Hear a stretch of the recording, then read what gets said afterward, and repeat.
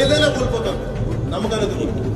ఆశయంతో చూశాను ఇప్పుడు రాజకీయ ఎత్తుకుని చూపిస్తాను. దెబ్బకి దెబ్బ తీగిపోతా ఉంది. అధికార మదంతో ఉళ్ళు పరిసి కొట్టుకుంటున్న వైసీపీ అనబడే మహిషానికి కొమ్ములు ఇరగొట్టి కింద కూర్చోబెట్టి వచ్చే ఎన్నికల్లో సరికొత్త ప్రజాప్రభుత్వాన్ని స్థాపిస్తాం. వైసీపీ వ్యతిరేక ఓటుని చీల్చే ప్రసక్తే లేదు. ఆంధ్రప్రదేశ్ రాష్ట్ర బాధ్యతని పవన్ కళ్యాణ్ తీసుకుంటాడు, జనసేన తీసుకుంటాడు.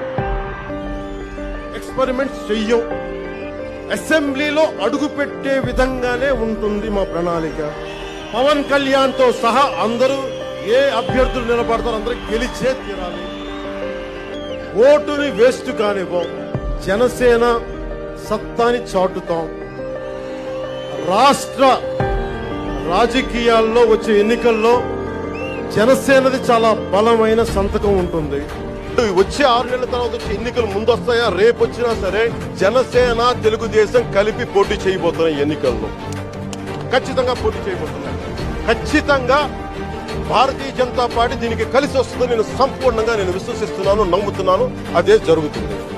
జగన్ గుర్తు పెట్టుకో, అర్థపాతాళానికి తొక్కకపోతే నా పేరు పవన్ కళ్యాణే కాదు, మా పార్టీ జనసేనే కాదు. మర్చిపోకో.